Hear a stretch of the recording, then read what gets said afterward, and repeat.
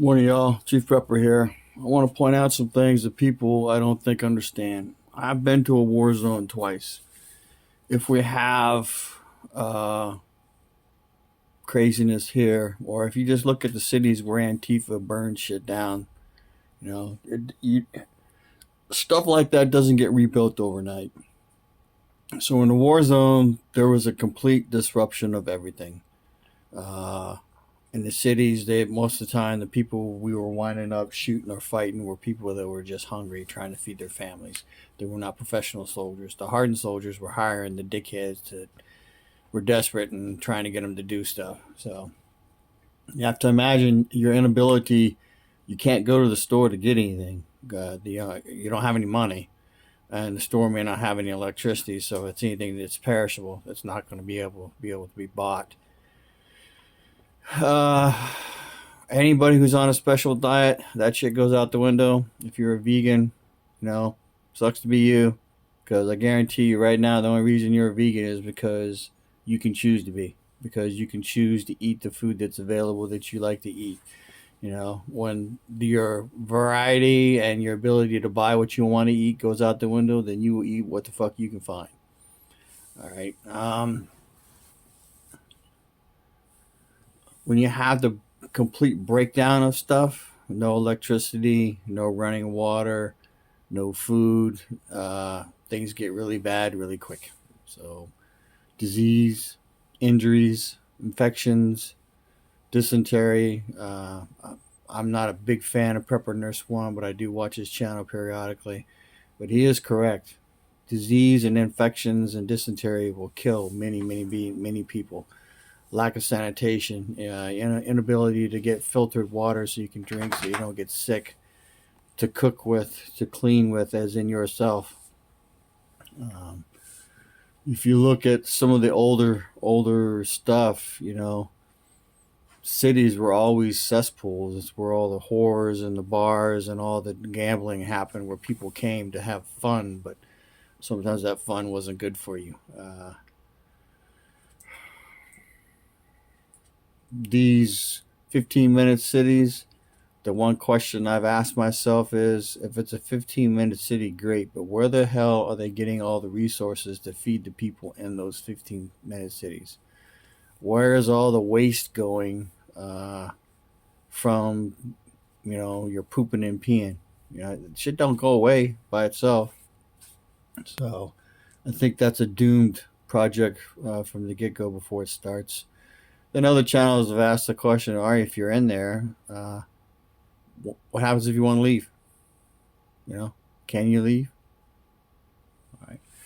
A lot of shit in the news. You got Russia parking spy ships possibly off the coast of Hawaii. You got the submarine with the tsunami nuclear torpedoes out and about.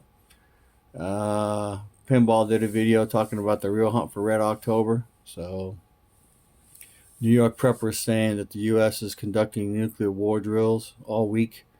You got the NATO and our chairman of Joint Chiefs meeting, I think, today, or, well, it's already tonight over there. You got the Medvedev, whatever that guy's name, is threatening nuclear war if Russia loses. So again, I go back to what I said earlier. The writing's on the wall. You need to prep shit that you are not going to be able to buy. Hopefully, you already have a stash of food, but you need shoes, you need clothing, you need coats. You might want to get some of that shit right now.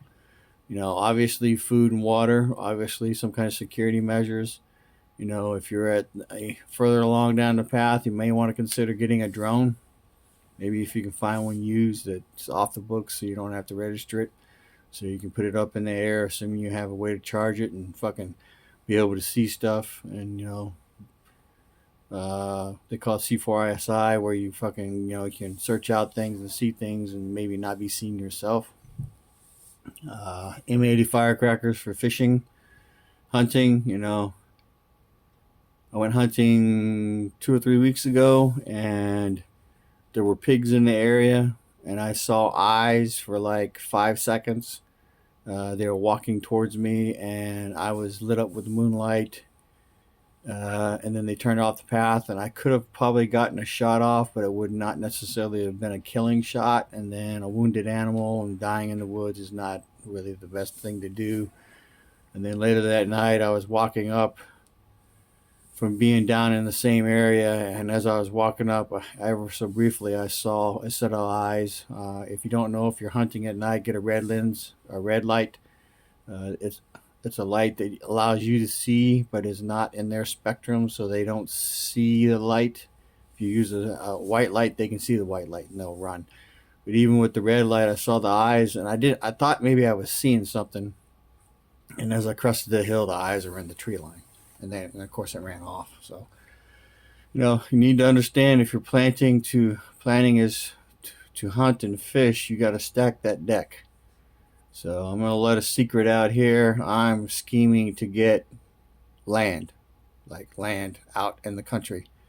And I don't know if I'm going to be able to make it happen in time. So, uh, you know, pooping $130,000 is a lot of damn money. And I don't have that kind of money. So the way that works is if I tell my wife, you're moving in with my dad, take care of him, we're selling the house, and then at best, that's a 90-day process.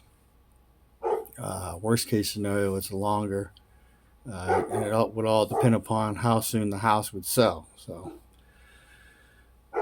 the new plan is, because she's not on board with that, is just to fucking hunker down right here. And then, as opportunities present itself, I got to come up with minimum 10% of the purchase plan, maybe 20%. Which is close to $30,000, and then 15-year loan, $1,100 a month payment. So it's a lot of money, but for me, it's worth it. So that's 30-acre plot. It's a little bit less for a 17-acre plot. Both of them have stock tanks on it and a wild game. So anyway, Travis from Prepared Homestead, Full Spectrum Survival. They're all the channels are painting the same picture. I keep saying it. I'm gonna keep saying it. You need to be as ready as you can. Next week, before I take a trip to Abilene to look at the properties, I'm probably gonna stock up on protein. Probably hit 2 or 3 stores and drop $400-500 in meat, and then package it up and freeze it and label it. So my meat stores and my freezer is getting lower, which is not an issue, because you need to rotate through it, but I don't want to be super low and then something fucking pop off or happen. I think we probably have until February, March time frame, and then things are gonna change for the worse. That's just the way the calendar works, so to speak. They're not done moving chess pieces into place. So Russia's building up, NATO's building up, so they're going to clash. So and then you need to remember that as soon as the first nuke goes off somewhere, the grocery stores will probably be picked clean worldwide, because people won't know and they won't want to go anywhere. So make your decisions and your adjustments and your prepping plans accordingly. So your plan dictates your gear, and your gear dictates your success of your plan. So, and then practice. All right. Chief Prepper out.